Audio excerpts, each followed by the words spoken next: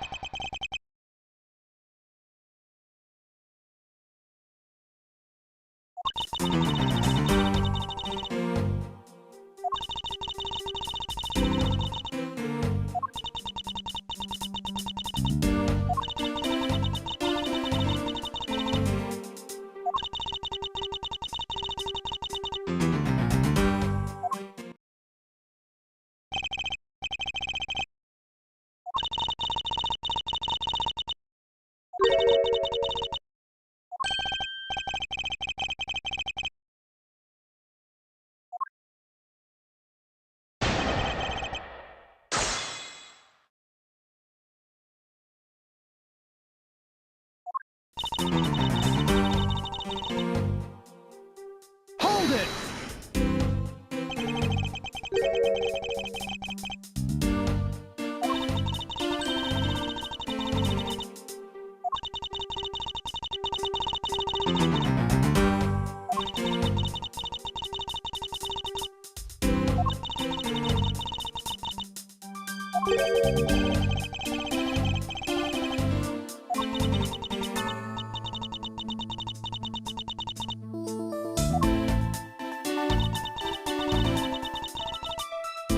Hold it!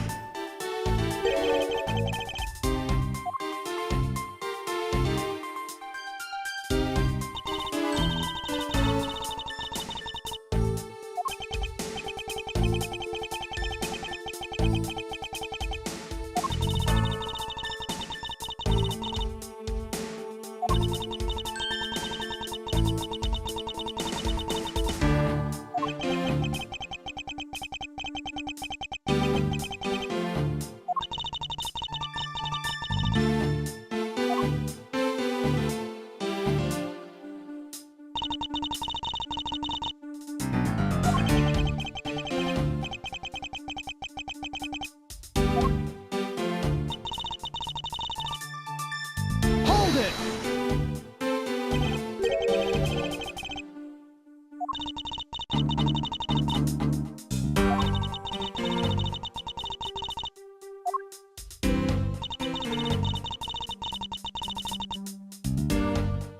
it!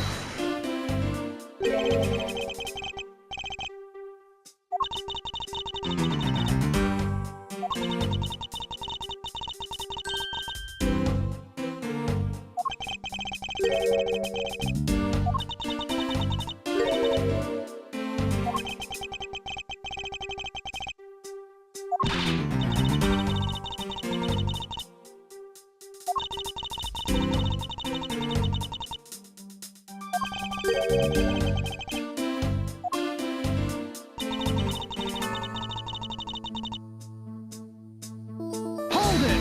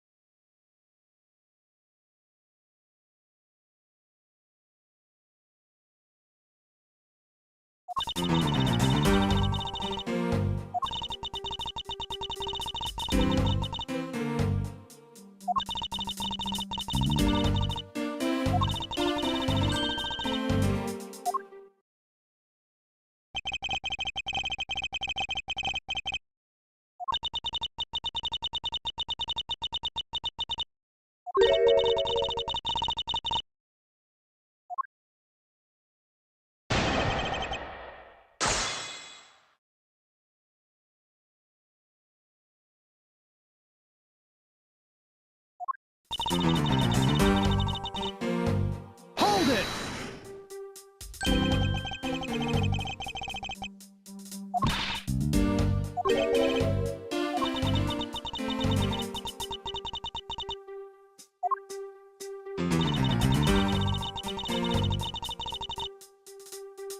Hold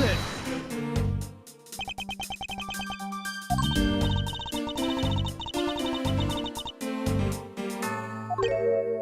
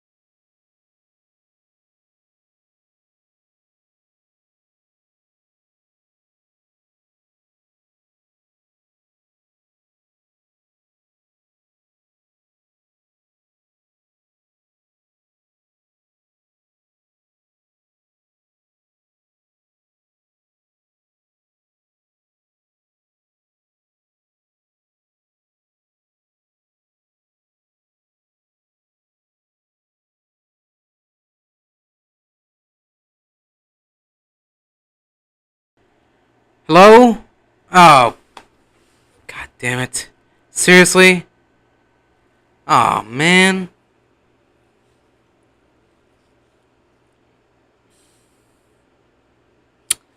I knew that I was forgetting something. I knew that I missed something.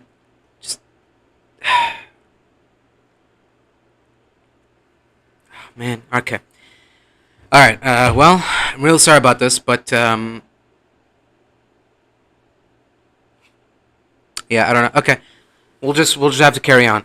just have to carry on, pretend like nothing happened, and we're just gonna have to add the voice to that later in post or something. Because I'm planning on releasing all of this as one compilation anyways. So, yeah. I'm sorry for anyone tuning in and not hearing anything for the first 30 minutes, but that's so disappointing. Well, at least there was game audio. Let me check again. Is there audio now? Are we coming through now? Okay. Whatever, man. Alright, well, didn't miss that much. Fortunately, I guess. We didn't miss that much. It's just the intro to the case, but still. It sucks. Alright. Here we go. March 12th, 7:26 a.m. Flight G390, first floor lounge. I want to thank you for your help back there, Miss Tenario. It's nothing. You should thank the captain for granting you permission. Just so everything is perfectly clear, I still don't trust you. Your standing with me hasn't changed one iota. I see. I will bear that in mind. I received an order from the captain earlier. He wanted you to know that we reserve the right to stop your investigation if we feel you are not making progress. And when we do, he asks that you please return to your seat at that time. My time runs out at his and his crew's discretion, does it? I have to find a way to discredit Mr. LeBlanc's testimony before time's up. I understand. By the way, is there any place you can think of where the killer might hide on board? I don't think so. After every first-class passenger was accounted for at his or her seat, we made a thorough search of the plane. As for business and economy class, no one can move between those two classes in first class without a staff keycard. We found no record of a keycard being used at all.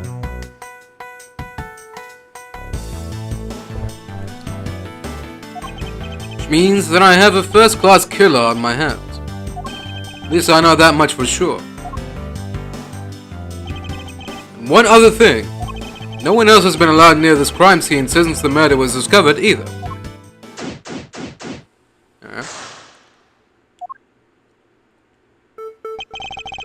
Now then, let's get started. Where should we start from? Let's start with Mr. LeBlanc's statements. The crime occurred between 6 a.m. and 6:15 a.m. During that interval, the only person in the lounge was myself, which would make me the prime suspect. However, since I did not kill Mr. X, it means that the killer was around somewhere. If we are to believe what you say is true, then yes. The first order of business will be to gather information to win your trust. Well, my first guess is the guy with the bottles.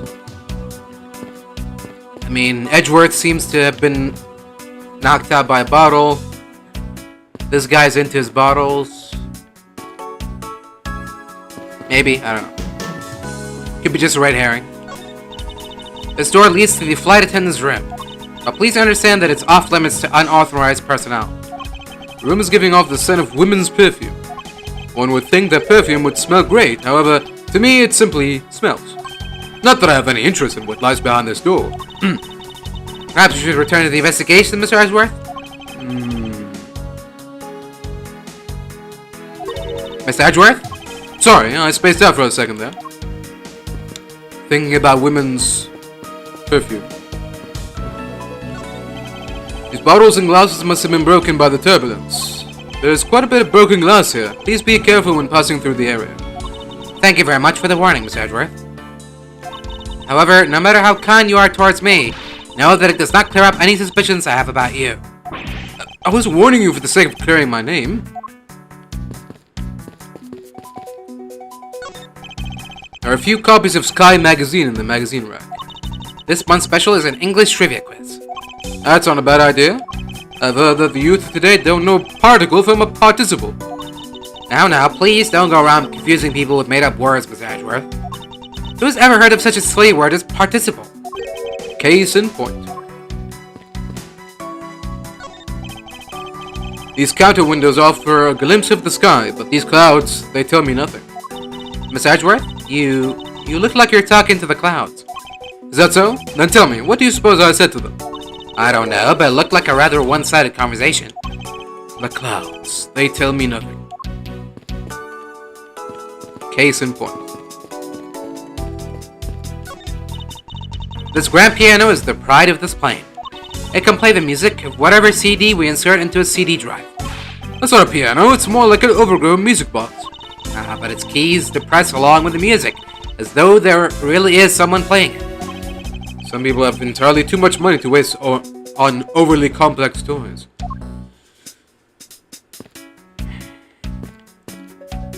You'd think all this stuff would weigh the plane down, but guess not.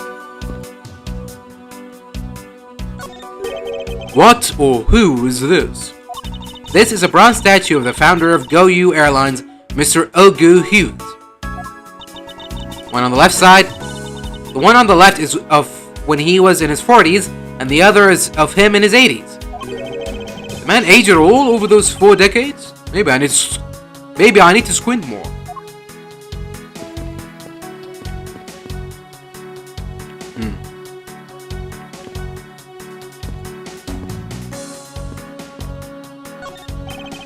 This toppled over chair, yet another victim of the turbulence. Ah, no, look at all that grape juice standing in the back. Man, I like it, but this chair was extremely valuable. It was? Yes, it was used when the Rocker Pals came to tour this plane. The Rocker Pals leader sat in this very chair.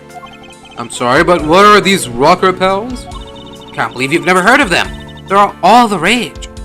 The Rocker Pals are an extremely popular international band. They added the Pals part as they became more popular, especially among teens. Ah, that explains it. Not really one for the music of today. Maybe I should ask Detective Gumshoe about them later. On second thought, I can already see how confusing the conversation would get.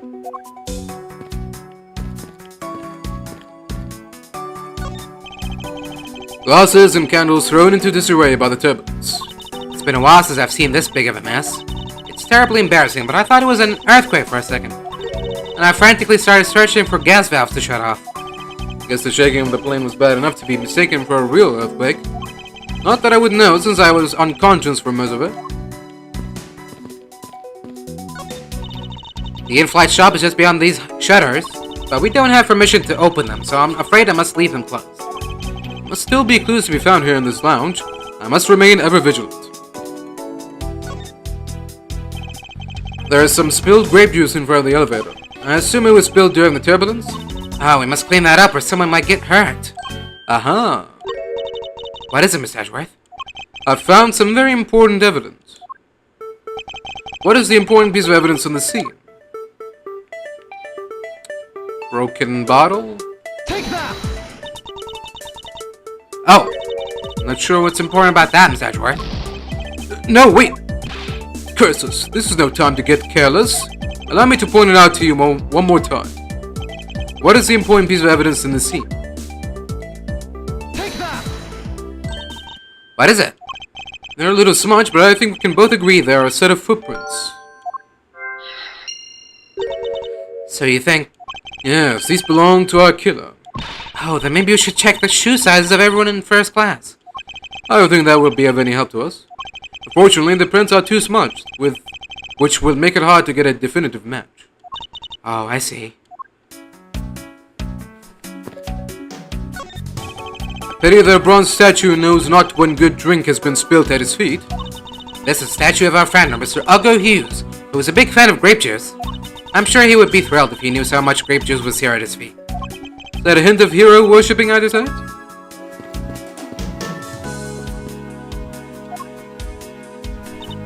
Are you in need of assistance?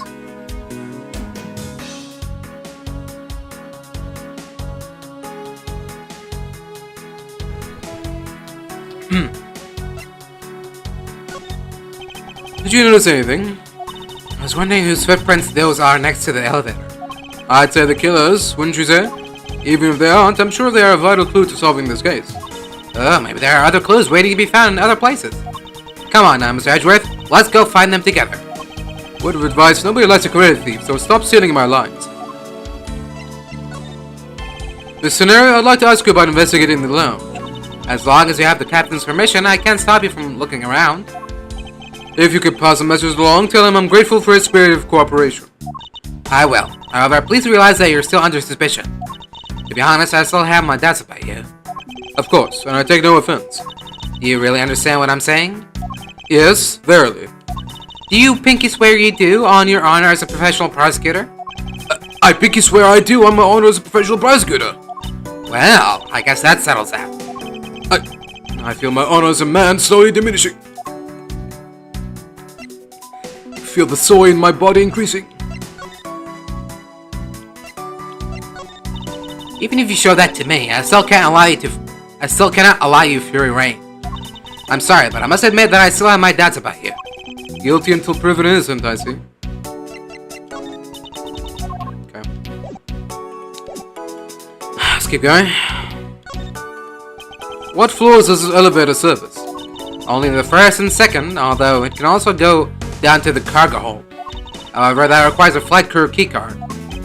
So the only floor accessible to passengers are the first and second, huh? I won't rest until I've inspected every suspicious-looking nook and cranny.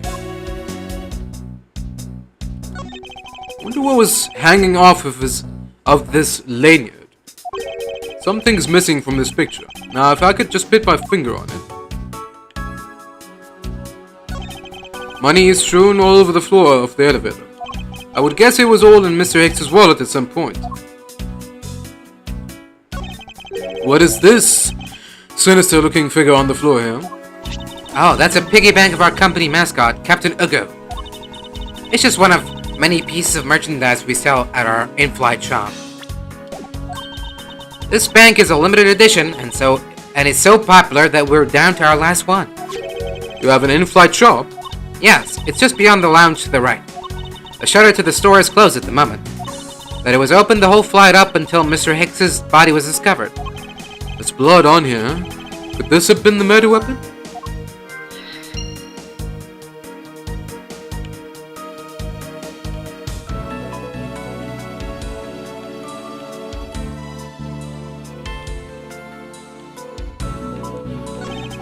I doubt anyone was expected to find a dead body in an elevator on this flight. So, Mr. Hicks, he's really dead? Yes.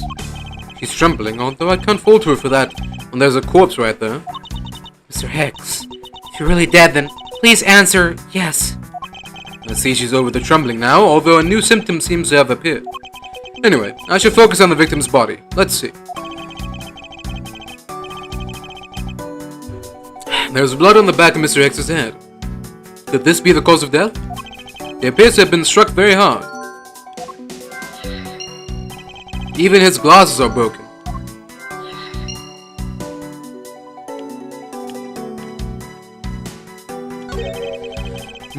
There's something sticking out of his pocket.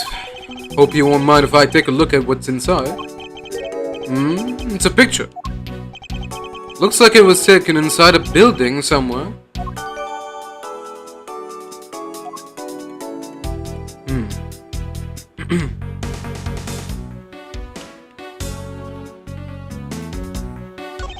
There's no grape juice residue on the soles of his shoes, making it highly unlikely that Mr. Hicks entered this elevator after the turbulence.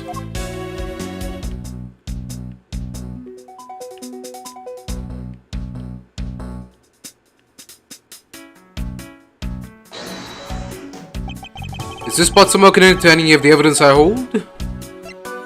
Eureka! Mr. X's machine is nowhere to be found. His machine?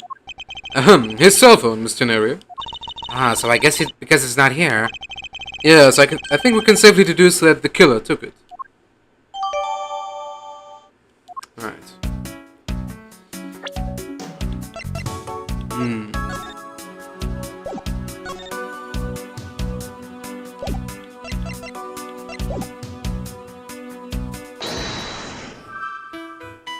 Alright, spilled grape juice.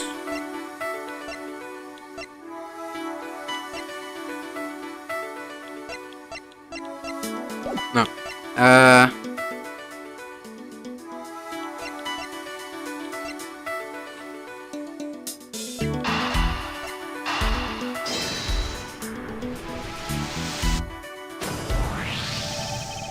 A statue with blood on it lying next to the body of a man who was beaten to death. Oh, Mr. Edgeworth, I think I figured something out.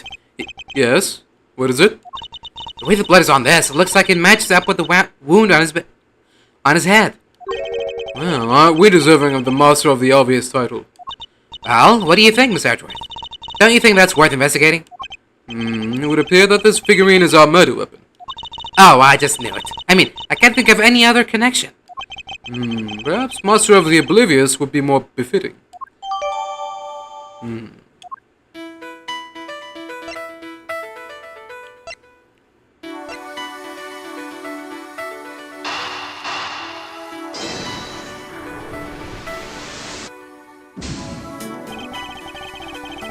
Okay,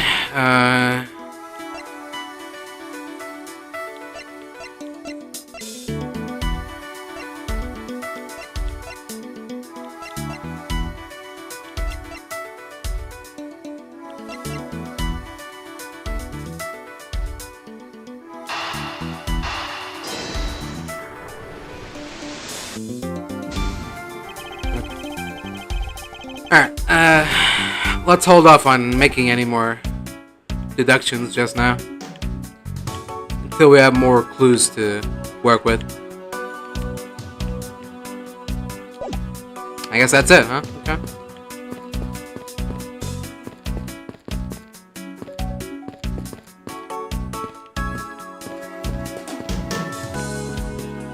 What? Hello? Okay.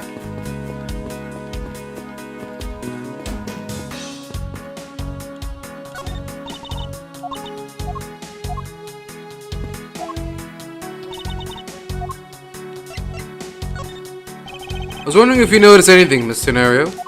Yes, I can't help but notice the sad atmosphere in here. Yes. It is a rather tragic crime. I'll say, robbing the poor man after bludgeoning him to death. Talk about rubbing in the salt. Can't forgive someone who would do this to a passenger of mine. I swear as a professional flight attendant that I will capture the culprit with my own hands. And I promise as a prosecutor to solve this case with logic and deduction. I should go over all the leads I've collected so far one more time. The key to solving this lies at the intersection of my logic and the evidence.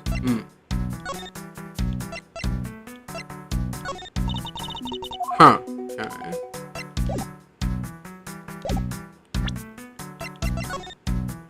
Oh, we can examine it now. Okay. It says Go You Airlines. You know, I've seen it occur a lot recently and it's been bothering me greatly. But why do some brands think it's acceptable to simply smash two words together and call it a day?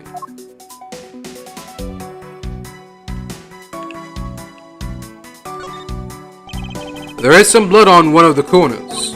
Could this piggy bank be the murder weapon?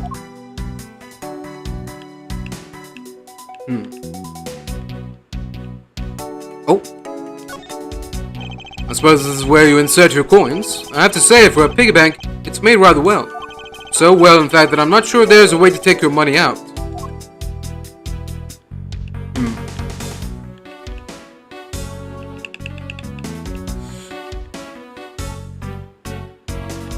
Is that it?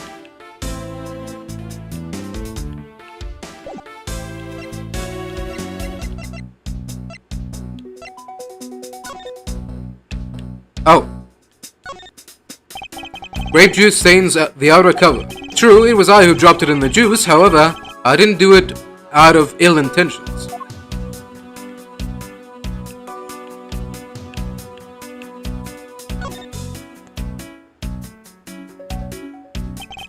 Seems that this passport is all that's in here.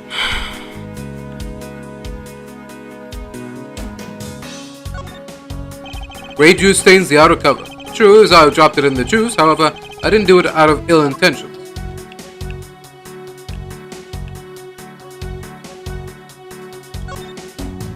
There's no money whatsoever inside the travel wallet.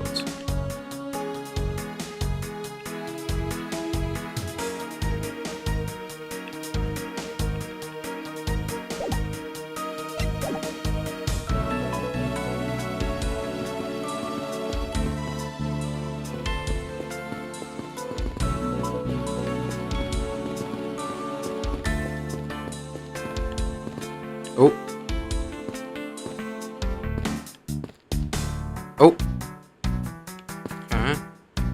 Is there something we didn't examine yet?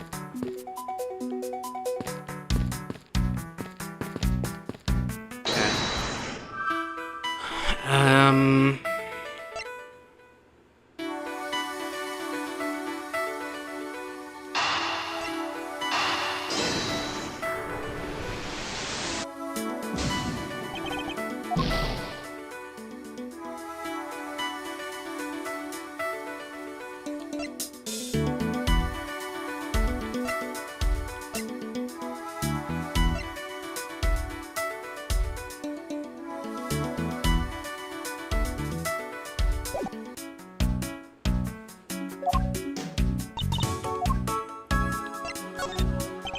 Is there anything?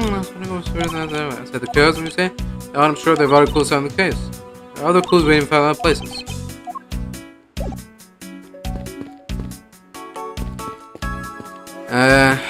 What? Is there a clue that we missed somewhere?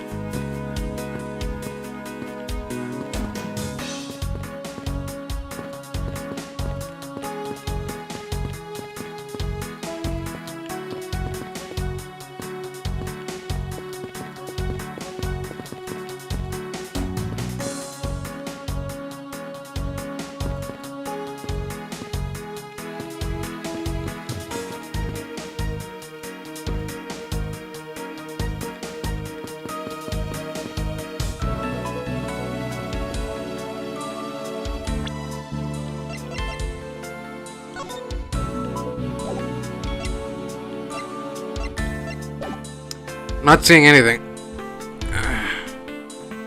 I don't know what I'm supposed to do next.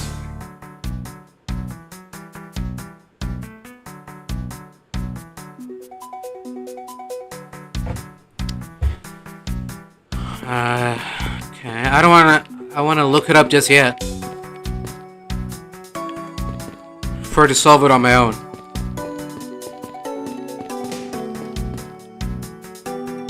Maybe we have to examine the footprints again? Do we have to examine the footprints?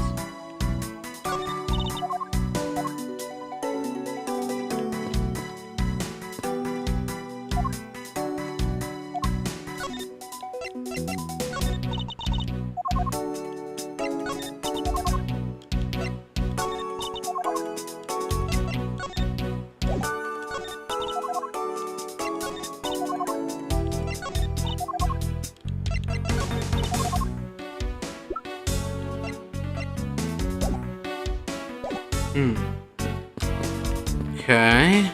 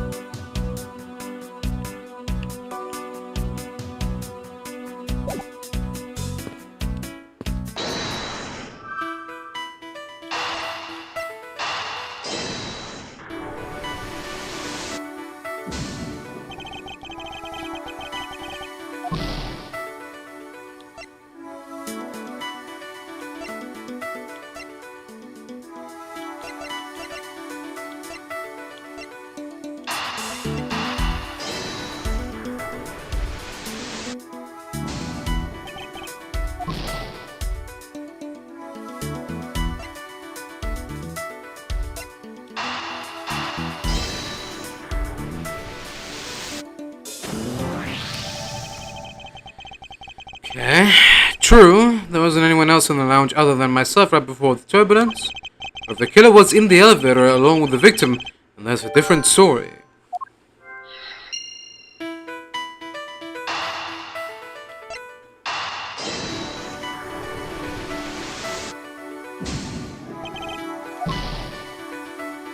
Okay.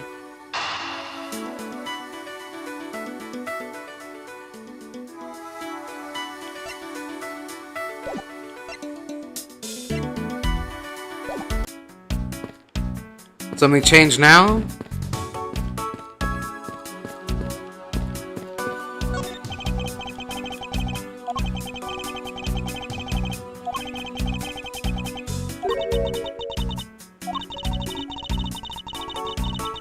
What is this? New dialogue. What? Spilled grape juice in a pool at my feet. Unfortunately, the delightful scent of grapes is obscured by the unpleasant smell of the crime scene. The scent in the air. It's the same smell as the smell of my towels after they come out of my home dryer. I would have never expected something like that by looking at you. Suppose everyone has something unpleasant about them. Where did this come from?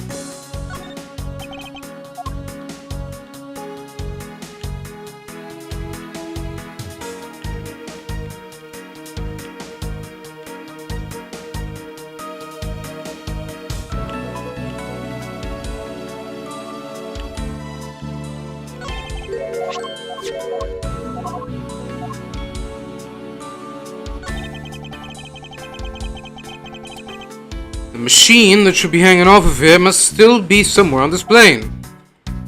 Yeah, thanks. There's something there in his pocket. It's a picture.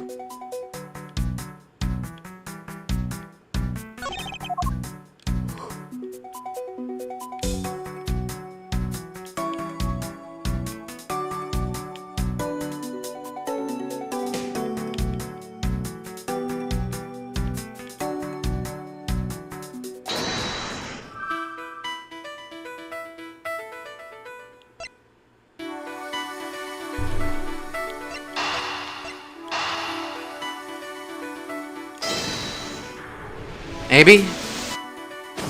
Okay. I have it! I'm sorry, but I don't understand, Mr. Edgeworth. I can prove that someone other than myself was here around the time of the murder. What?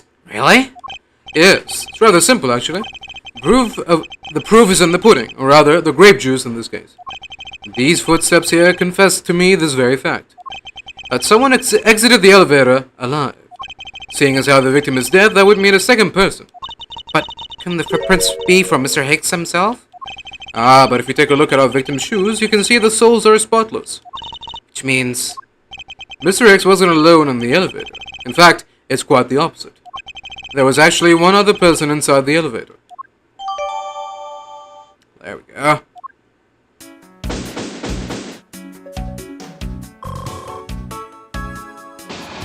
Fantastic. What's going on over there?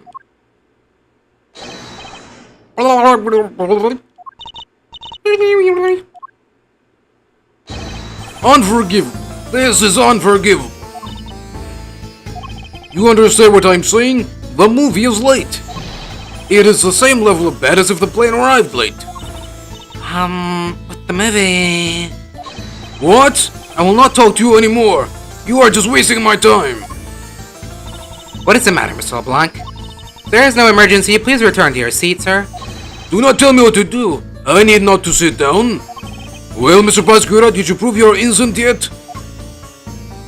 If you would like, I will prove my innocence to you right now. What? Nonsense.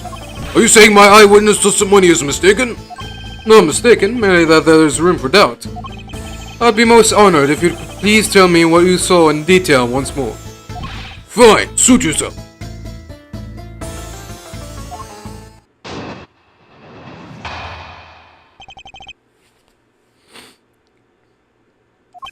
I am certain I saw Mr. Hicks enter that elevator. It was on the needles and my pocket watch pointed to the 6 and the 12. The body was discovered 15 minutes after that in the lounge, yes? Then you, the only person in the lounge at that time, must be the criminal. So LeBlanc's conclusions seem to make logical sense. After all, the only person in the lounge at the supposed time of the murder was me.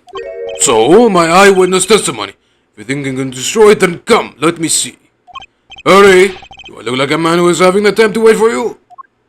Why is he so irritated? I'm the one accused of murder here. Anyway, I must find a way to discredit Mr. LeBlanc's account somehow, and fast.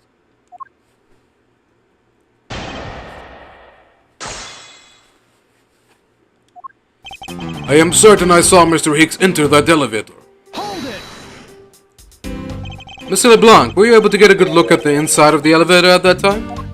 Of course, I saw what was inside. And you are sure that the victim was in the elevator alone?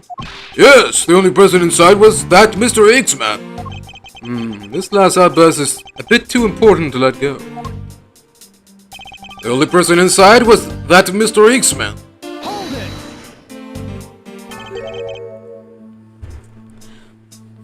Was he really alone? Of course, I will bet even 1 cent. Cheap ante for a cheap testimony. But if that's how you want to play it, I'll happily take your 1 cent. It was when the needles on my pocket watch pointed to the 6 and the 12. Hold it! I assume the pocket watch in this case is the one you keep checking, is that correct? Oh, you noticed? It is a very expensive antique, I have you know. The feeling is wonderful when I fully wind it up by hand. This looks very well designed and quite classy. I will have to charge you if you want to touch it. It's quite alright. Let's continue with the testimony. What a cheap man you are. Now return the time you wasted back to me. And if we must, I saw Mr. Hicks enter the elevator at 6 o'clock. Body was discovered 15 minutes after that in the lounge, yes? Hold it! It's true that I found the victim's body at 6:15. That's when I found the 2 of them as well.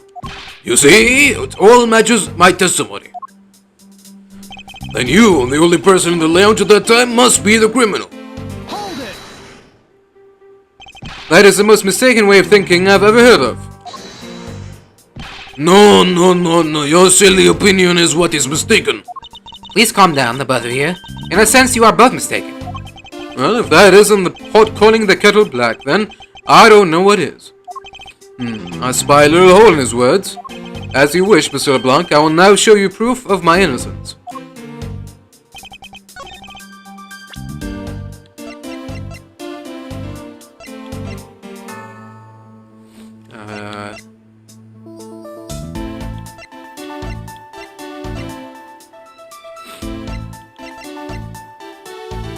Do we use the footprints or the cell phone or... Objection! Okay, footprints. Mr. LeBlanc. What is it? There is a very glaring contradiction in your testimony. What do you mean? Please take a look at the area in front of the elevator. There, the spilled grape juice. Yes, and? Will you admit you also spilled it with the blood? No, it spilled itself during the turbulence. But the interesting thing here is the set of grape juice footprints. Footprints? Yes, the ones that lead from within the elevator out into the lounge itself. It's evidence that proves that someone other than Mr. Hicks exited the elevator alive. There must have been another person in the elevator with Mr. Hicks. Now then, I'm done playing games. Why don't you tell us the truth? Can you please translate for us? No way. That's totally impossible. I guess what he said. No way! That is totally impossible! I know there was no other person in there. I saw with my own eyes. If you want to know what I think, Mr. Edgeworth, I don't think Mr. LeBlanc is lying to us. Suppose she's right. Doesn't seem to be lying. But then, what does it mean? What about this contradiction? Mr. LeBlanc, please, just once more, will you recall the details of what you witnessed for me?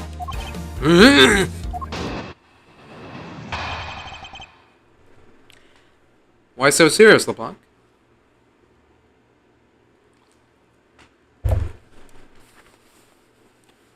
If you're telling the truth, you got nothing to be worried about. I was very upset when Mr. Hicks passed by my seat. I was always checking the time over and over again. I happened to follow that man with my eyes when he passed me, and I saw clearly into the elevator he was entering.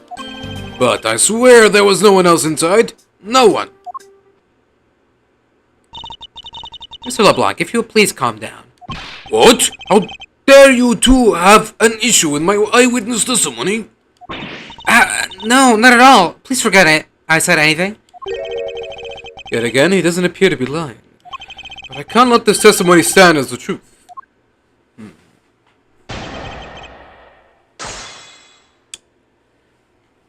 mean, there's obviously more to it than that. There's the whole Borginian connection there.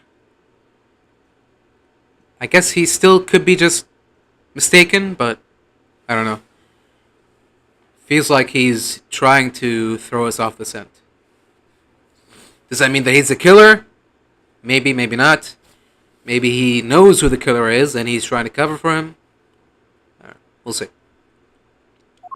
I was very upset when Mr. Hicks passed by my seat. Hold it! So, are you still upset now? I am always upset. The only time I am not is when I have a piece of art in my hands. Surprisingly easy to believe that about him. But I was even more upset when Mr. Hicks walked by me. I was always checking the time over and over again. Hold it! Why were you so attentive to the time? Because something unforgivable was happening. Come to think of it, you were yelling about something unforgivable earlier. I was giving a complaint to the attendant about the movie starting time. Return back to me my time. Return back to me my time. In money. You understand the point. Movie? Is he talking about the in-flight one that's mentioned in the magazine? A summary of the plot and its start time. Interesting. Hold on. Let me just, gotta blow my nose real quick.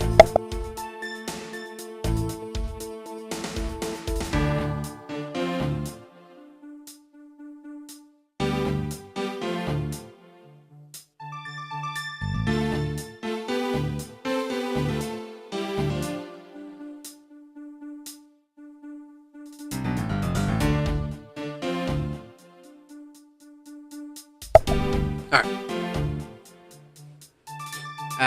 So the movie starts at 6? Is that 6? Yeah, okay. From 6 till 8? You're supposed to show License to Love, Laugh, Maim and Murder. I cannot see that movie in my country. You can only see it on international flights. I looked forward greatly to that movie. I checked my pocket watch whenever possible so I would not miss it.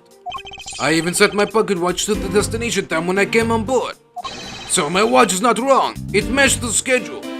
But the movie was still late. Very, very late. Hold it! Your pocket watch. I'd like to ask you a little more about it, if that's alright. Movie I wanted to see would not start, so I checked my pocket watch many times. Hold it! So this movie you mentioned, is it the one listed in the Sky magazine? Yes. I was so looking forward to watching License to Love, Laugh, Maim and Murder. Mr. Nerio, was this movie shown on this flight? Yes, it was shown at the scheduled time. Isn't it possible you simply slept through it by accident? Nonsense! You doubt me? No? Stop pointing at me like that. Oh, how did he miss a movie that he was clearly hoping to see? I checked my pocket watch a great number of times. That much I know for sure. My watch is set to my destination's time. I always set it when I board the plane. Hold it! You're sure about what you just testified, Mr. LeBlanc? Yes, of course. I am a very busy man. I am immediately busy when I land. I have many places to go, and no time to waste adjusting my pocket watch. I see. That was a very valuable statement you just made. Flatter me all you want, but you will not get 1 cent out of me. That's alright. All I require is this piece of testimony. I happened to follow that man with my eyes when he passed me. Hold it! Since you only happened to see him, it's possible that you missed something in that glance. Even if I only happened, I did not miss a thing. And how can you be so sure? Just because. I would appreciate it if you didn't take my life so lightly with a simple just because. Well, then I was only making a joke. I saw Mr. Hicks, alright? And I saw clearly into the elevator he was entering. Hold it! Is it possible that someone was hiding inside? What? You dare insult me? I have belief in my eyesight. When I look for art to sell, I am told often I have great sight for the arts. I think the phrase you were looking for was great sense, although that's debatable. But isn't it possible someone was just outside of your line of sight? You are persistent. I tell you, I looked clearly. But I swear, there was no one else inside. No one. Hold it!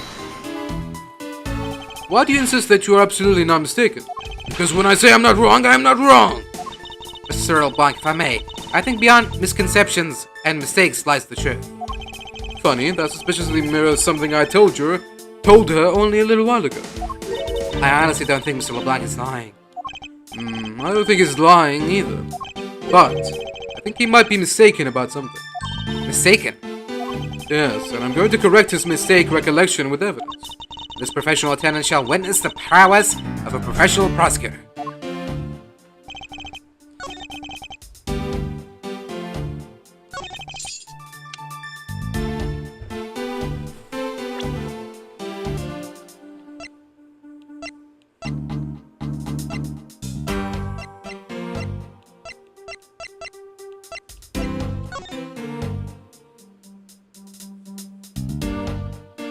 All times shown correspond to our departure. Oh, departure time zone. Not destination. Is that it? Is that the mistake, I guess? Objection! I guess so. Mr. LeBlanc, you said this just now in your testimony. I even set my pocket watch to the destination time when I came on board.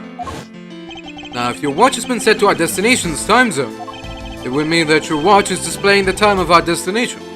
Yes, and the correct time is worth its 6 cents. I would like you to take a look at this. If you believe this Sky magazine, clocks on this flight run in accordance with the time of our departure time zone. Of course, the movie schedule was also created with that in mind. Miss Tenario, for confirmation's sake, what time zone is this flight aligned to right now? Well, we made a short stop at a transfer point. That's right. It was in that small Asian country, the Republic of Zhengfa. But we didn't readjust our onboard clocks at that time. So right now we are still running on Borginian time. What? Time difference Between Borginia and our destination is 9 hours. In that case, it's only natural that your watch would be out of sync with the schedule. What? Further, with your analog watch set to our destination's time, it would appear to be running 3 hours fast when compared to the flight's onboard clocks. It also changes everything about your testimony. And you can bet 1 million cents on that. In light of this information, it means you saw Mr. Hicks 3 hours prior at 3 a.m.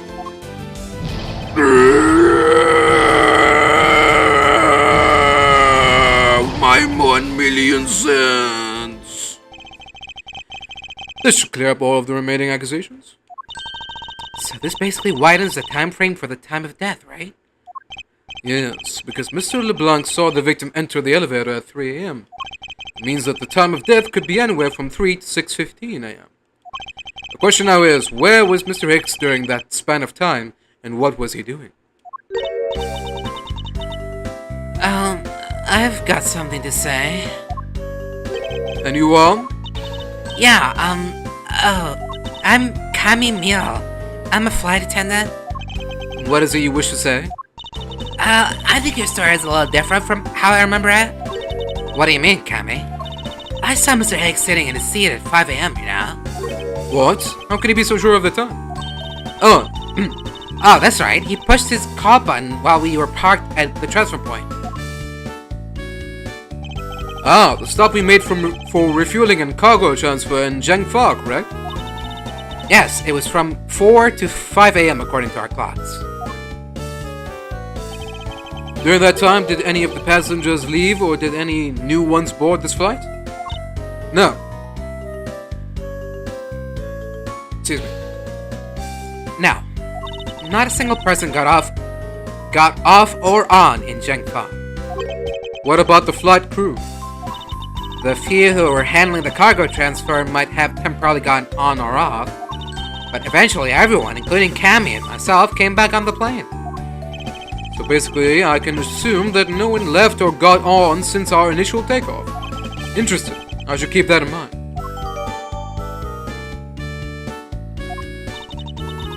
Yeah, and I answered his call. I could tell you Mr. Agby Hicks was there in his seat when we took off again at 5 a.m. Alright, then that puts the time of the murder between 5 and 6:15 a.m. Okay, and now what time did you come down to the lounge, Mr. Edgeworth? I remember coming down here almost as soon as we left the Republic of Zhengfa. You were here the whole time from 5, yes? Then you are the only one who could be the killer. Mr. Edgeworth, were you really here in this lounge the entire time from 5 a.m. onwards? Unfortunately, yes. Then how do we explain the footprints? Is not that obvious? This man waited for Mr. Hicks here in this lounge. Waited to kill him. And then he put the corpse in the elevator. That is when the turbulence happened. My eyewitness testimony may have been mistaken. But what time I saw Mr. Hicks enter the elevator on the second floor does not matter. Because the entire incident concluded here in this lounge. Everything happened in this lounge. Is that what you really believe, Mr. LeBlanc? Do you have another idea? I simply feel that there's something out of place in the scenario you presented. Is there something that can tie this crime to a location other than this lounge? Take that! The murder weapon. This little piggy bank is sold at the in-flight shop. It is sold there and only there and is not displayed here in this lounge. How, then, did it find its way here? Don't you find that a tiny bit suspicious? Such a trivial point. It only means you prepared it, taking it from the shop first before coming here. Doesn't prove you are innocent at all. Is there no way to win? Is there no way to win with this man? If I may. What is it? You see, well, it's just as Mr. Edgeworth says. Oh, and why do you know this so well?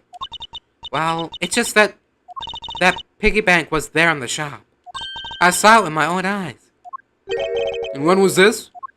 It was maybe around 5:40 a.m. Isn't it just before we hit that patch of turbulence? That's right. You were in the shop just before the turbulence? Yes, I was. Come to think of it. This scenario, when I found the body, I believe you came out of that door. Yes, I did. What is beyond that door? That's the flight attendant's room. Then you were on the first floor. Yes.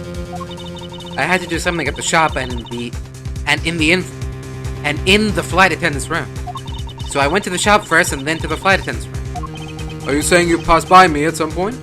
Yes, you seemed really into the issue of Sky magazine you were reading at the time. I don't suppose you noticed me walking by. I vaguely recall someone walking by, but I didn't take notice of who it was. Anyway, the piggy bank was definitely there at the shop when I went there. Why did you go to the shop in the first place? I went there for a work-related matter.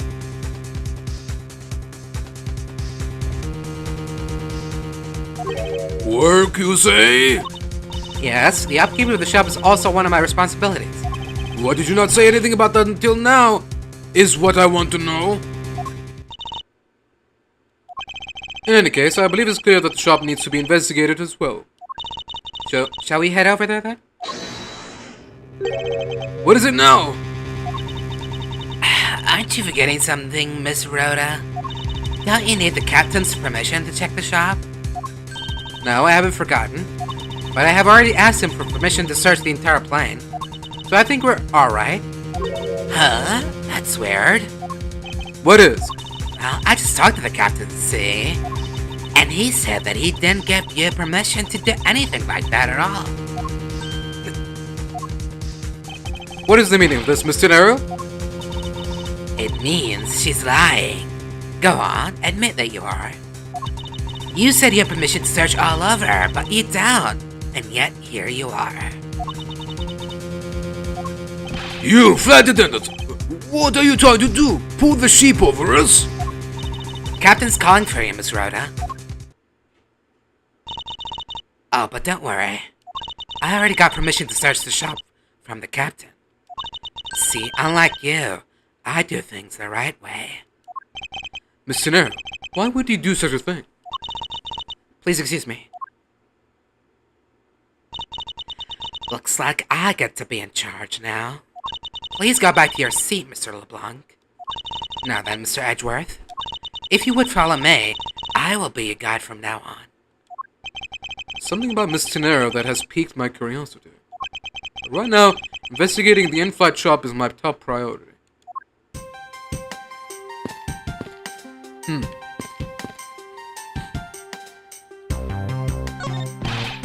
Miss Meal, about investigating the in-flight shop?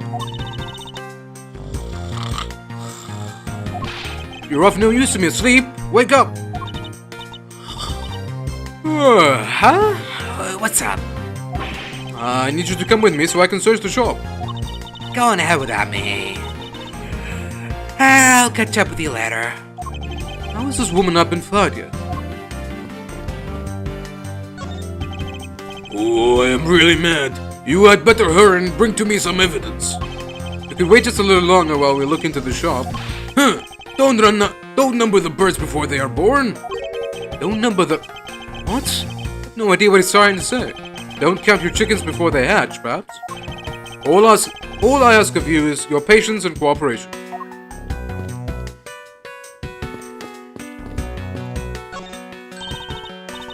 Mr. Edgeworth, that's the attendance room. Ah, please excuse me. It was a simple mistake. You made a mistake, didn't you? Why don't you just come out and say it? That's exactly what I just said. I made a small mistake.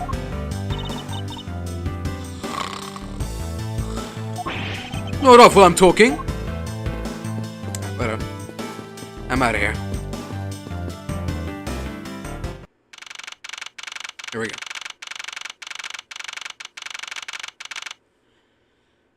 March 12th, 8:32 a.m. Flight G390, first floor, in-flight shop. So this is the in-flight shop. It's quite a mess in here. You think? Guess I'll have to clean things up then. Tee. Hold on. You can't clean up a potential crime scene. Oh, thank goodness. I hate cleaning so much. Mustn't rush things here. Must remain calm, cool, and collected. Because this piggy bank was left at the crime scene. There is a very good chance that the killer had paid this place a visit.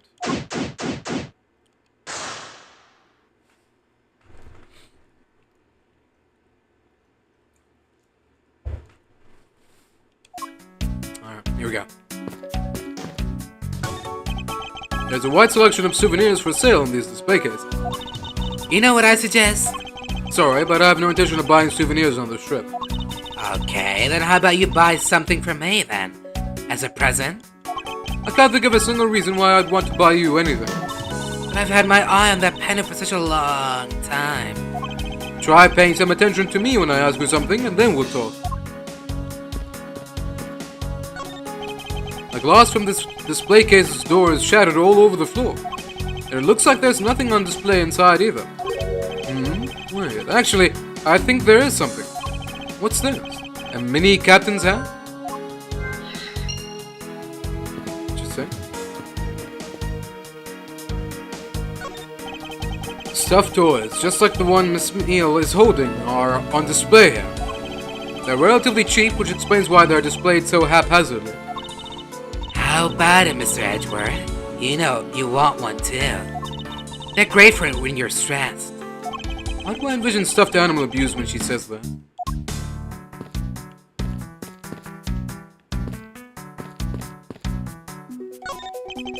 What are these? Oh, those are our company's completely original line of suitcases. They're practically flying out the door. That's how popular they are. You should buy one and see how you like it.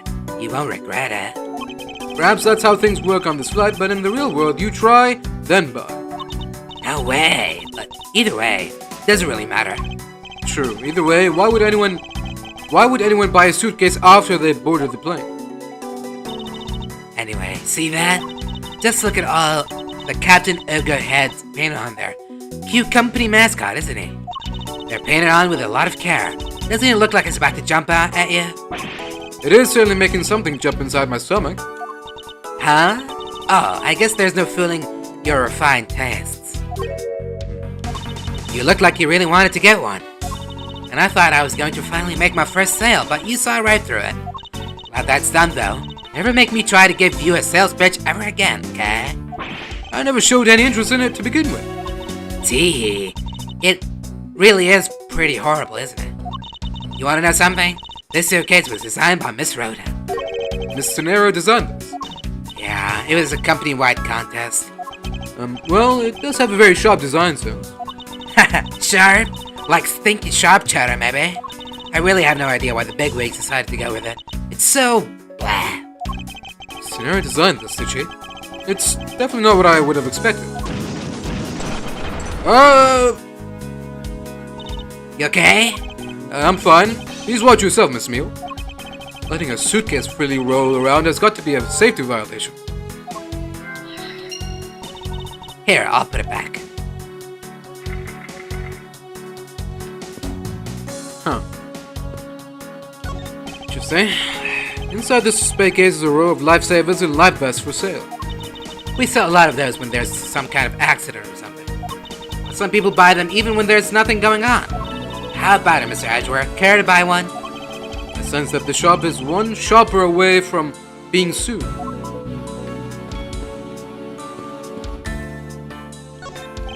Beautiful flowers in a beautiful arrangement. I feel cleansed just by looking at them. Well, you're kind of stepping on a few of them, you know, Mr. Edgeworth. Oh, excuse me.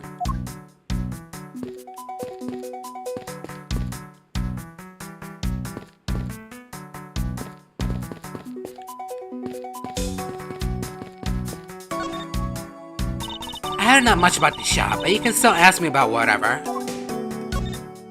So, what do you think about what has happened regarding this case? Oh, I don't know. I guess I think you're the killer, though, Mr. Edgeworth. I can assure you that I'm here in the shop to prove just the opposite. Yeah, but it was me that got you the permission to look around. You know?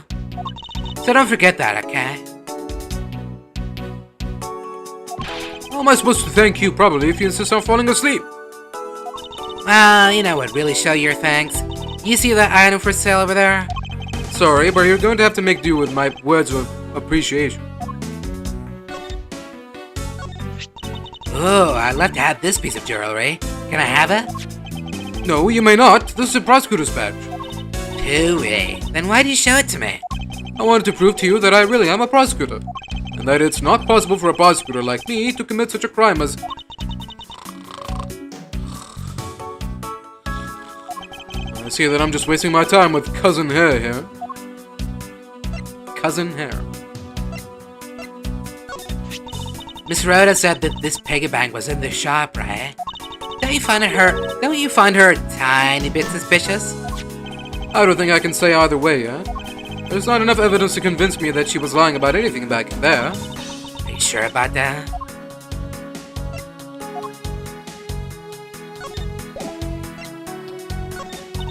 So what is that? Are you gonna give it to me? Oh, but I'm not supposed to accept any presents.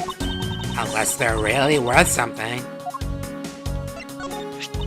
Like I said earlier, I was the one answering people's calls while we were refueling in Zhengfa. And Mr. Higgs was in his seat at the time.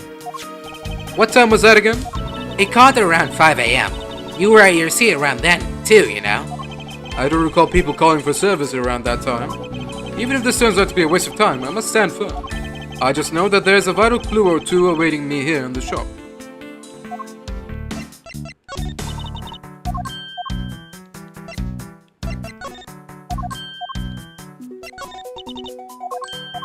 Alright, time for that. There are all kinds of luxury name brand merchandise for sale in this display area. And they're lined up in just a manner as to scream "Buy me" to any passers-by. Oh, okay. What about the teddy bears? That's it? Are we done here already? Okay. Let's see what we can piece together.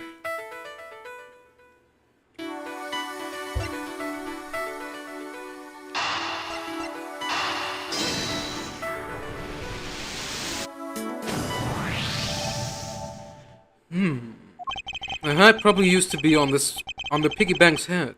Let's give it a go and see. I believe this piggy bank was forcibly removed from this display case. Does this mean that the killer broke the glass to get at it? Really? Don't tell me you don't know what things go where in the shop.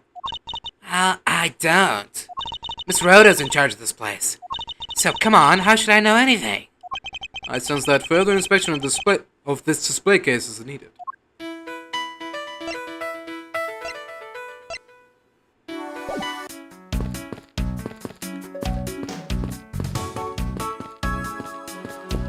What? won't rest until I've inspected every suspicious-looking nook and cranny. The glass on this door is broken. Perhaps it was the killer who broke it in order to take the piggy bank? But it's a bit odd that the inside of the case is so devoid of glass shards. Plus, the glass broke rather cleanly. What is it? I touched the glass and it cut my finger. It hurts, Mr. Edgeworth. It hurts. Please tell me you can deal with such a minor cut on your own.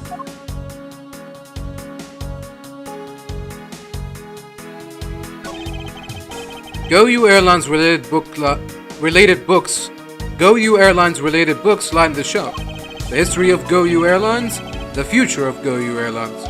The 7 wonders of Go-U. Fight on, Go-U Airlines. Working name, You Go Airlines. You Go You Heart. Titles make it very clear that they won't be making the top sellers list anytime soon.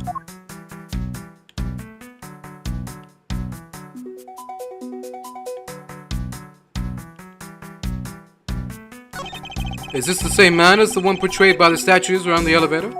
Yeah, that's a paperweight of the founder of Go-U Airlines, Mr. Ugo Hughes.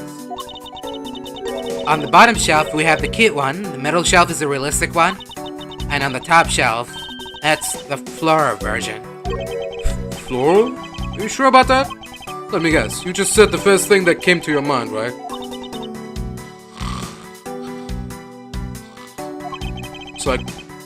Looks like hit the bullseye. Looks like hit the bullseye. What? Looks like I hit the bullseye.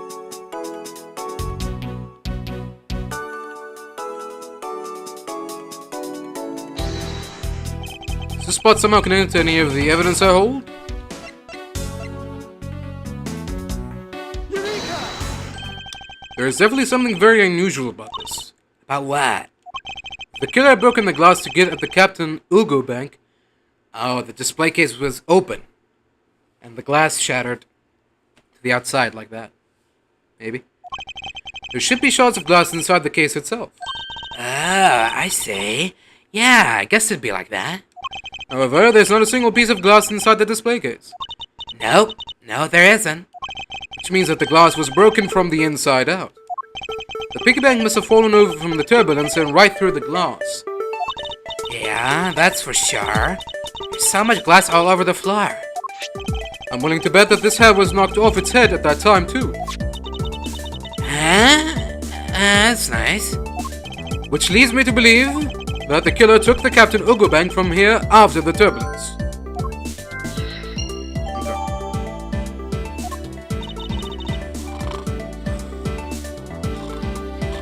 Okay. Take your power naps on your own time, Miss Meal, and listen when I'm talking. What? But the murder occurred before the turbulence, which rules this piggy bank out as the murder weapon. So you mean the bank's not the real murder weapon? It's a fake?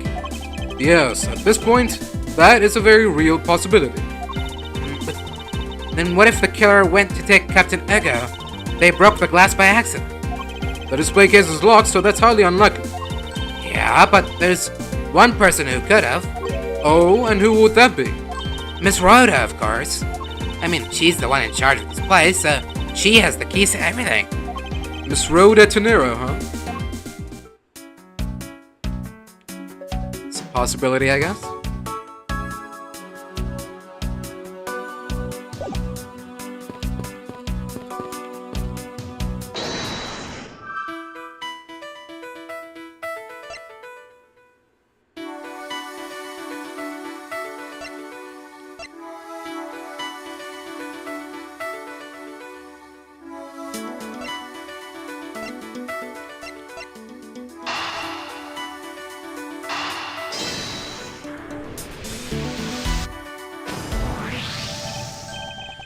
Yes, there's definitely something wrong here. What's with the sun yelling? Tell me, Miss Meal, don't you think there's something strange about these suitcases? Oh, sure, they totally is strange. Like the color and such. That's not what I'm talking about. Now pay attention. You're scaring me, Mr. Edgeworth. Sorry. These suitcases are lined up a bit too prim and proper. Yeah, they look a bit uptight, don't they? But I guess they take after their creator. Hee. Again, that's not what I meant, Miss Meal. Don't you find it unusual that these cases are the only things undisturbed by the turbulence? Never mind. I'd sooner find an answer by inspecting these suitcases myself. Upon closer inspection, they really are quite hideous. Tee. Wonder how Miss Rhoda would have reacted if she'd heard what you just said. What's wrong? She makes a good point. It would be wise of me to watch what I say out loud. What's this? I've spotted something that's not quite right. What is so unusual about the suitcase? Take that! There's something very peculiar about these wheels. Huh? As in... As in, there are no stoppers in place on these. Without stoppers, one would think that the turbulence would have sent it flying. And? And so it is very likely that the suitcase was placed here after we hit the turbulence. Let's take a closer look at it, shall we? This was apparently designed by Miss Tinero herself. The design has a certain je ne sais quoi about it. Yes, perhaps that is the best way to put it. A $1,200 price tag. Not exactly priced by someone with a conscience, I say.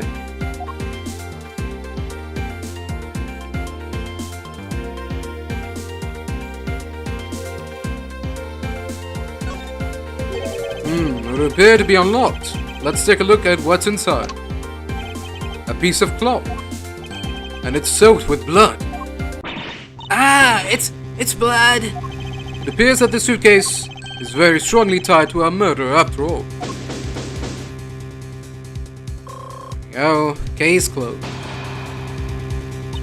So explain this to me. What does the suitcase have to do with the murder? I believe it's pretty safe to say that the killer used the suitcase in some manner. Such as to move something, perhaps? But aren't you just talking about the cloth then? That alone is too small. A larger item would be needed to move what I'm thinking of. The thing I believe the killer used the suitcase to transport is... Take that! something that would fit inside a suitcase that is also covered in blood. Sounds like a dead body, doesn't it?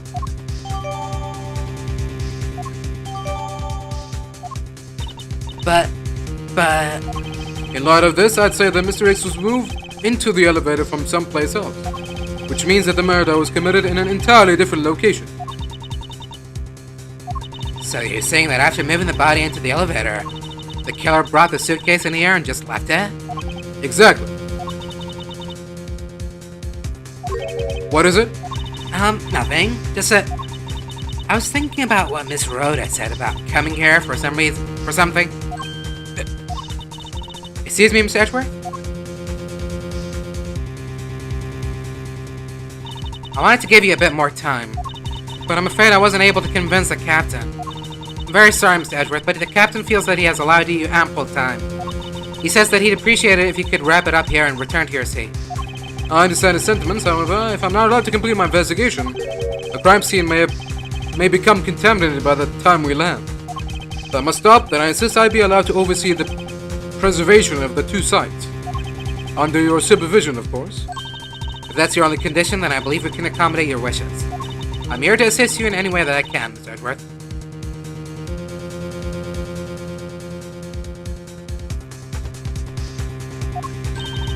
Sounds like fun. We can camp out and watch over everything together. Found proof that the real crime scene was not in the lounge, and I have enough evidence to prove myself to be innocent of any wrongdoing. And yet, regarding what Miss Meal reminded me about Miss Tenerio, can't allow my investigation to end here. The truth must come to light. To be continued.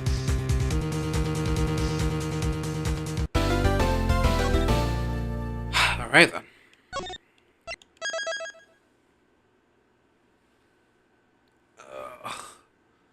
Oh, beginning, middle. This is gonna be middle and then end. So it's gonna be three chapters. Ah, man. Okay. What time is it now? It's been like what, an hour and a half? Something like that. Um...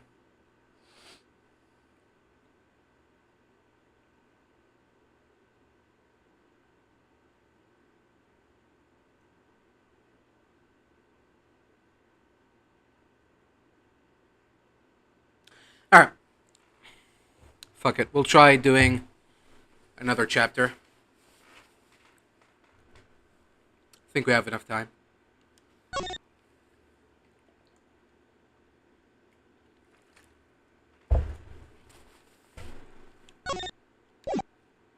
Okay.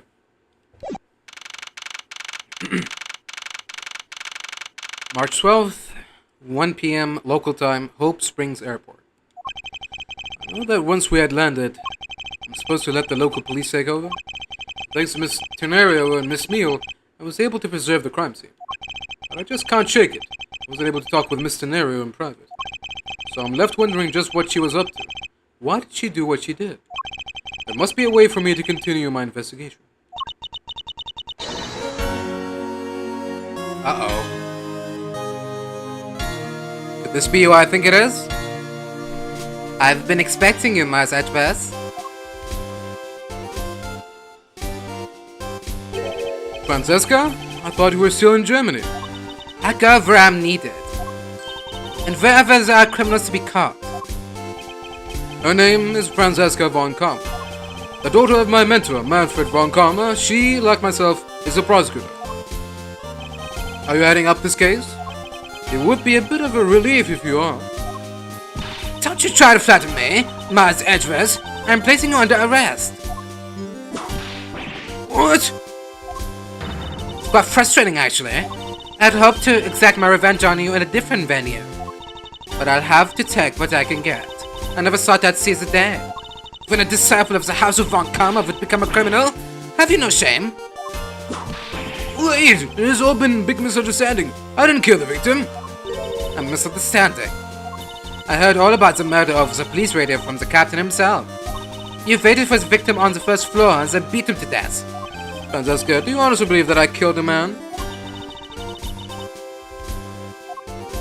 I suppose I should reserve judgment until after I have investigated this for myself. I can put your arrest on hold until then. That's as it should be. Huh. I don't need a lecture on how to perform my duties from you of all people. To be perfect in every way, the fulfillment of that creed alone is all I strive for. Well, I have my own creed which I must fulfill, so why don't we solve this together? I have to get going. The crime scene awaits. Don't you dare leave town. Trust me, I had no intention to. Detective Gumshoe? Yes, sir. Too slow. Oh! Listen up. I'm leaving you in charge of watching this man. Guard myself, understand? Mr. Edgeworth? I'm supposed to guard him? A simple yes or no, detective. Yes, sir. Understood, sir. You just leave it to me.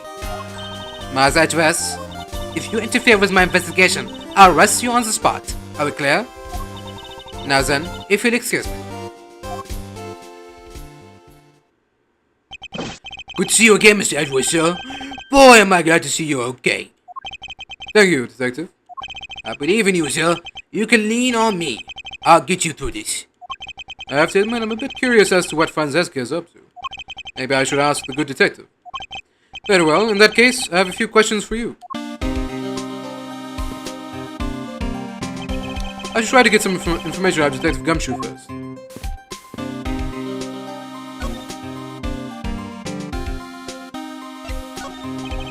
Miss Von Kammer just kinda popped up at the prosecutor's office about a week ago, sir. Something about chasing down leads related to the certain incident. No details? It's kinda top secret, so she can't talk about it, even with me, sir. Knowing her, the only type of talking she likes to do is with her whip. Plus, I doubt the top secret part was what stopped her from talking to you, detective. Although, I wonder if her case has anything to do with mine. So, how is the initial investigation going? We just shipped the body off to the coroner's office. We're taking statements now, sir. That sounds like Francesca. She was always good at quick responses to a case. I'd say she was, a little too quick, sir. Oh, how so? I rushed on over as soon as I got word of the affair, sir. But somehow, when I got here, Miss Von Karma was already here barking out orders at everyone. It was kind of creepy, as though she knew there had been a murder or something. And had come in advance to await your flight's arrival. That is sort of odd. She did show up rather quickly, and out of the blue. Plus, I still don't know why she's here in America. Must be some backstory to all of this. Anyway, that's about all the info I have, sir. We shall find out more as we investigate. Yes, it is high time to resume my investigation. Starting with talking to the people involved in this case afresh.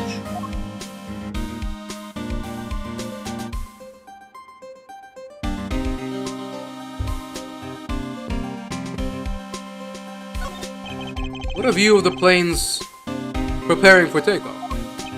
I want to ride a plane someday and go overseas. Have you never been to another country before, Detective? Nope, not yet, sir. I don't even have a passport. But I've been saving up for that eventually someday. A penny a day to be precise. At that rate, you won't be making any trips until well after retirement.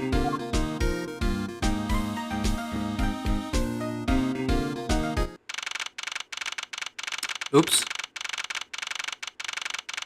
I didn't mean to do that. So you must be the captain. Why, yes I am. And who might you be? I am the prodigy prosecutor, Francesca von Kama, and I have a few questions for you. Ah, don't you dare, Captain. Getting friendly with another woman? I'll never forgive you if you do. What are you talking about? I only have eyes for you, my dear Cammy. I wouldn't bet money on our dear captain to be much of a reputable person. Sure you don't want to ask the captain some questions, sir? He was in the cockpit the entire time. I highly doubt he would know anything of use. Anyway, I'd like to leave that type of witness to Francesca and her whip.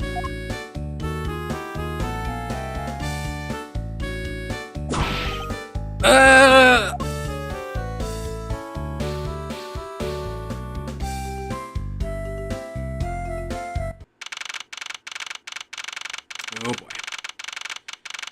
March 12th, 1:40 p.m., Flight G390, first floor lounge. No, see here. Sorry, I'm sorry. How long do you have to hold me? It is impossible for me to be the criminal, I told you. Mr. LeBlanc. Oh, it is you. Tell this man to stop stopping me from going. Time is money. I don't have even 1 second of wasteful time to spend. What's going on here? Sir, you can't go here. I'm Mars Edgeworth. I am one of the prosecutors on this case, so please let me through. I'm very sorry, sir.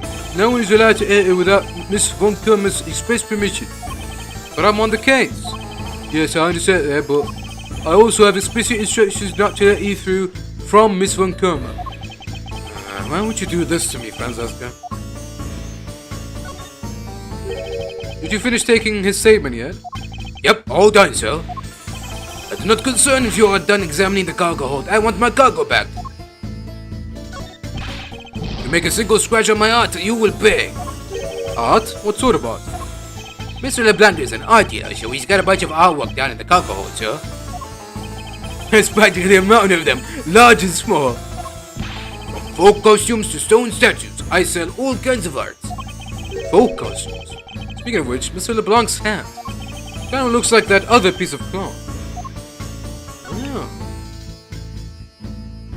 I guess.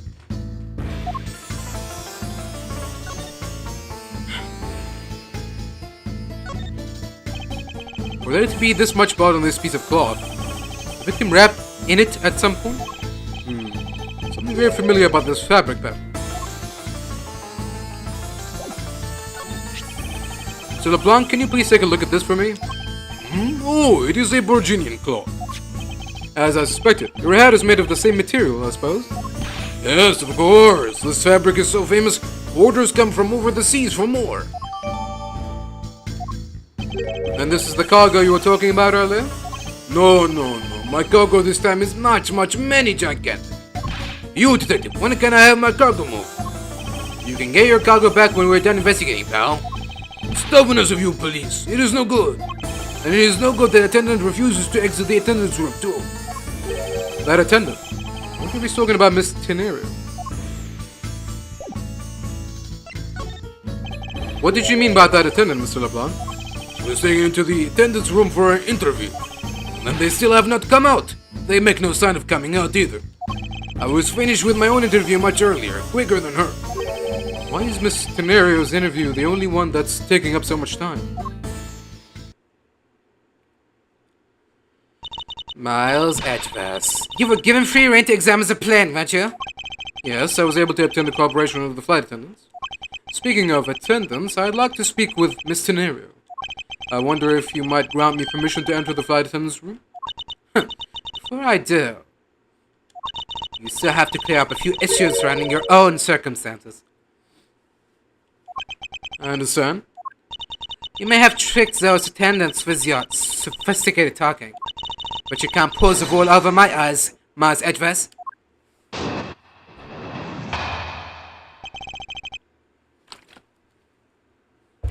Alright. What have you got to say, Francesca? So complicate things and go with the most obvious conclusion. The scene of the crime is here, in the very lounge the body was discovered. From the time the victim was seen calling for an attendant until his body was found, the only person in this lounge the entire time was you, Miles Edgeworth. This unmistakably makes you the likeliest suspect. The likeliest suspect, Francesca. Do you have a problem with that? No, but it's not like you to use such a vague word. To use such vague wording, you're usually a bit more absolute. I'm simply trying to watch out for you. Or is my kindness too hard for you to comprehend? Thank you, but your leniency is unnecessary, for I will prove my innocence soon enough. I want to continue my investigation. I'll have to break her line of logic. Fast.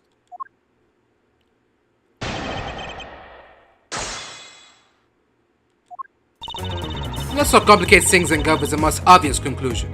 Hold it!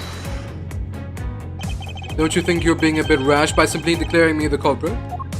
I like my affairs to be simple and perfect. I'll show you the meaning of both when I finish this whole thing within 3 minutes. Hey, you say that like you're cooking a pack of instant noodles. 3 I won't allow even 3 seconds of useless testimony to be added in my presence. I see she hasn't changed a bit. But I won't allow her to send me to prison so easily. The scene of the crime was here, the very lounge the body was discovered. Hold it! So tell me, Francesca, do you know all there is to know about the crime scene? I know all that I need to know in order to arrest you. And nothing more? You're saying there's more I need to know? Why'd you whip me, sir? Sorry, Scuffy, my hand must have slipped. It would appear that Francesca doesn't have all the facts of this case yet. From the time the victim was seen calling for an attendant until his body was found. Hold it! What do you mean by seen? Please stop pretending like you don't know. It's insulting. Obviously, I'm talking about how Mr. Hicks was seen calling for an attendant at 5 a.m. and then from the time after that call until the body was found. The only person in this lounge the entire time was you, Miles Edgeworth. Hold it! Well, it's true that I was in the lounge the whole time, but that fact alone does not make me the criminal. Objection! We'll see about that at the conclusion of this investigation. However, there's one thing that even you must admit at this time. This unmistakably makes you the likely suspect. Hold it! Under the circumstances, I suppose I can agree that I am the most likely suspect. I believe in you, sir. I don't think you did it. Mr. Hooker's gonna believe that too, right? I mean, you two are like siblings. Oh! Quiet, Scruffy. Even if we were related by blood, that's no guarantee that he's not a criminal. Francesca. I'd like to see some proof that you are not the guilty party. Likely a suspect, huh? What a roundabout euphemism. But it would appear that she doesn't yet know about the new evidence that we acquired and where we acquired it. I'll take care of the gaps in her logic one hole at a time.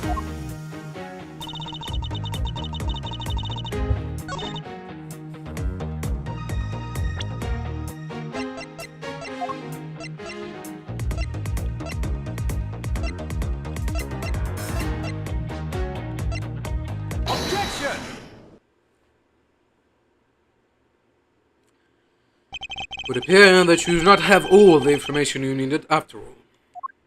And what does that mean? I found a nice piece of evidence just before I was forced to stop investigating. A piece that proves that the body was moved from a different location. The killer used the suitcase to move the victim's body, meaning that the real scene of the crime is not this lounge at all. Objection! Now who's the one rashly jumped to conclusions? Excuse me? All you did was find this piece of glass inside the suitcase. That doesn't prove that the body was moved. It could be that the killer simply chose that suitcase as a good place to hide the glass. I expected you would come to that conclusion. It would seem I can't escape that easily. You should know better than that, although karma is perfect in every way. But did you know that the killer definitely wheeled the suitcase around at some point? Objection! As if there's proof of that. Where's the proof that the suitcase was moved around?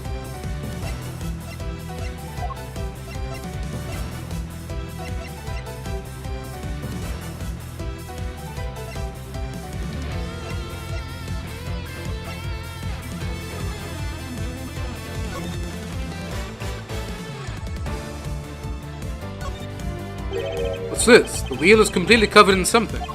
This color and this scent. It appears the substance in this question is grape juice. Why would there be juice on the wheel of a suitcase?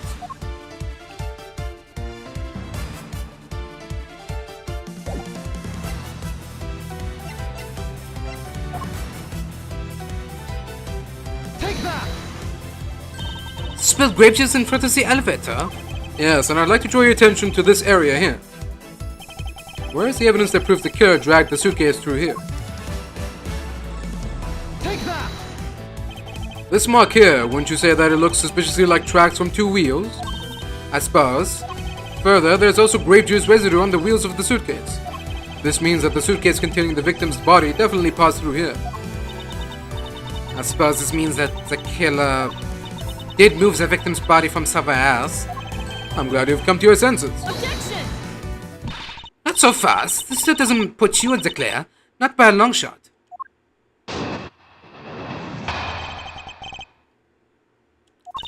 You prepared yourself and acquired the piggy bank before the plane hit the turbulence.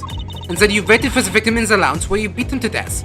Then while you were in the elevator with the victim's body stuffed into the suitcase, the plane hit that patch of turbulence and out flew the body from within the suitcase.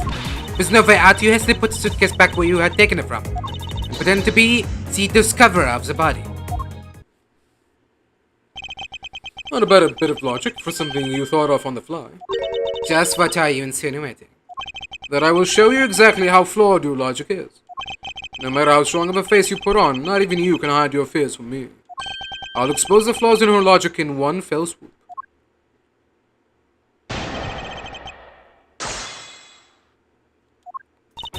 You prepared yourself and acquired the piggy bank before the plane hit the turbulence. Hold it! How do you suppose I was able to take the piggy bank out of its display case? As I recall, the case was locked. That's easy. If the case was locked, you simply had to hit the glass. Like this. Ew! You shattered my heart of glass! So she wants to talk about the in-flight shop on the Captain Uro bank, does she? That takes care of how you obtained the murder weapon. And then you waited for the victim in the lounge where you beat him to death. Hold it!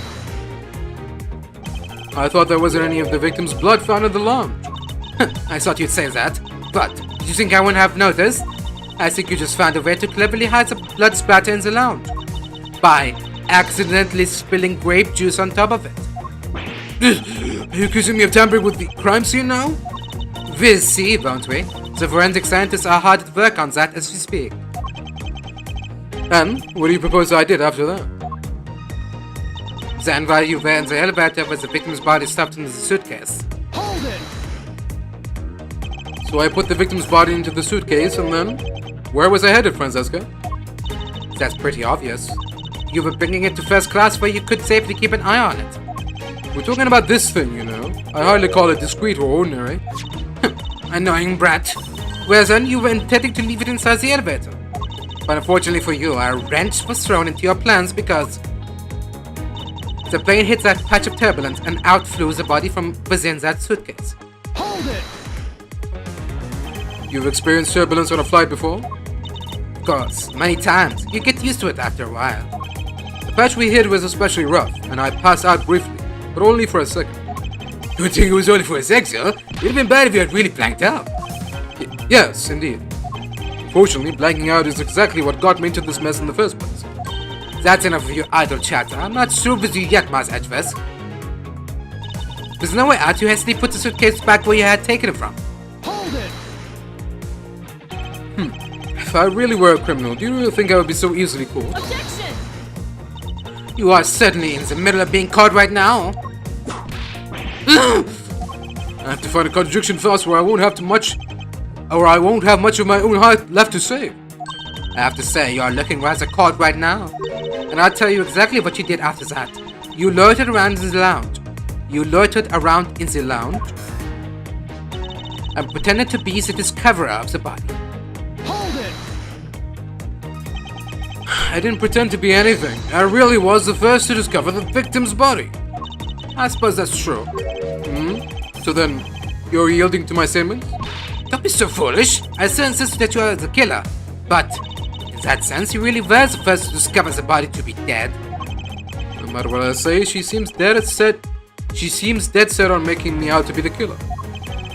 Her logic is reasonably sound, and a large majority of it reflects the truth. But there is one point about it that is not quite right.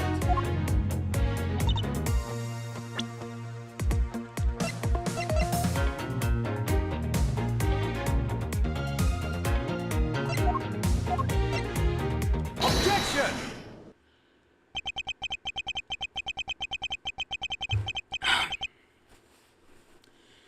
The fact that you took this piece of evidence into account in your testimony is to be commended.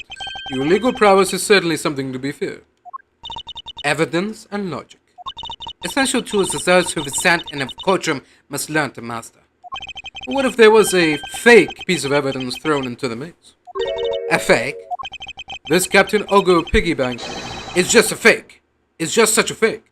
It is not the real murder weapon. What?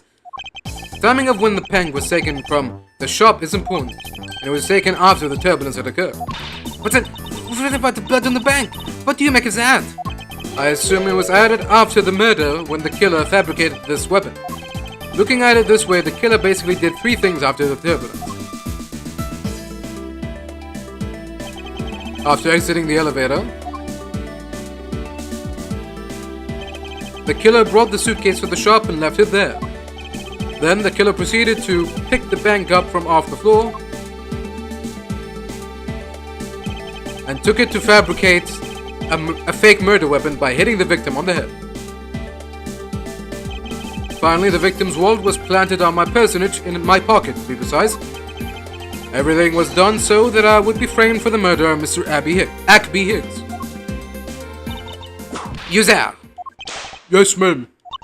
Other than this piggy bank, was anything else resembling a murder weapon found?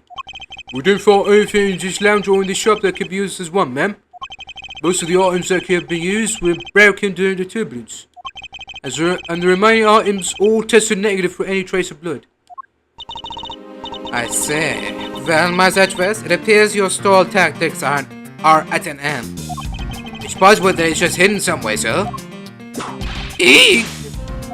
If the criminal had wanted to hide the weapon in a safer place, I'd think the weapon would have been hidden in the same place as the bloody cloth. Exactly what I was thinking. Because the cloth was hidden inside that suitcase, it signals to me that the killer had not prepared a more secure place to hide the evidence. Which means that the real murder weapon is either still on the murderer's personage, or is still at the real crime scene. Objection! There's one more possibility. And that would be? That the piggy bank is in fact the real weapon. But didn't we just... Let me finish. The killer took the bank out from the display case before the turbulence by opening the lock on the display case door. And it was at that time that the glass pane in the door was broken. I'd say that's a perfectly reasonable line of reasoning, wouldn't you? Let's see. So that means that the killer had the key to the display case. Francesca, the person you're talking about... Not so fast, I'm not finished. The person I'm talking about also committed another sin. She tricked the captain and granted you permission to conduct your investigation. Yes, it is the sin of lying. Speaking of which, I recall that you also wish to speak with her? Yes? Very well, permission granted. But only if I can sit in on your interrogation.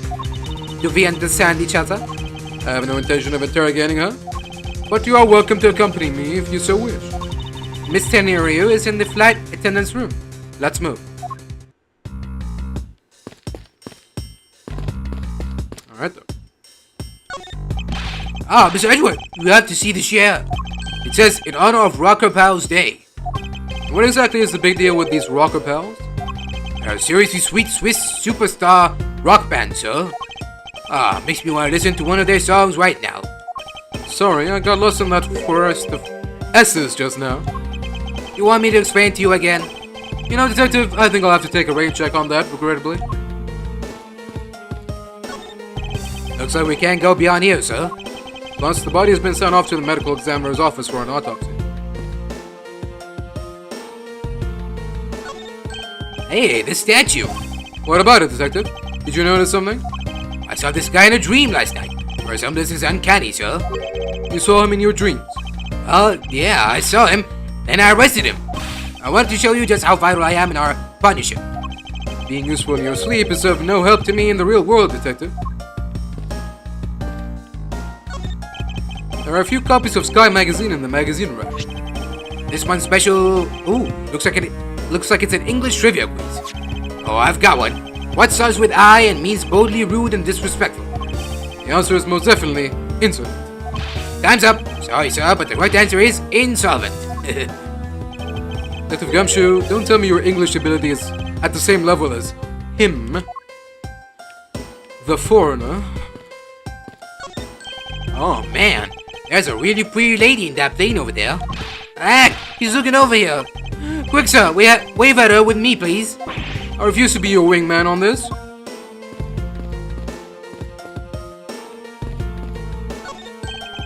Got a piano on this plane? Hey, do you think I could try it out, sir? I think you would know better than to randomly touch things at a crime scene, Detective. Besides, I didn't know you knew how to play. Of course I do. I'm practically proficient. Interesting. The things you learn about people on a daily basis. I can get do and re to come out just right, sir. 2 notes does not a proficient pianist make, Detective. Close enough. At least he's learning.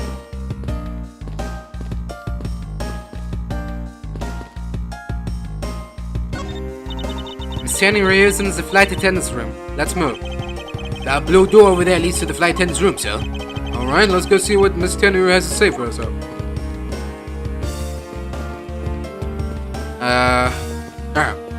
Well, I think I'm actually gonna stop here, so...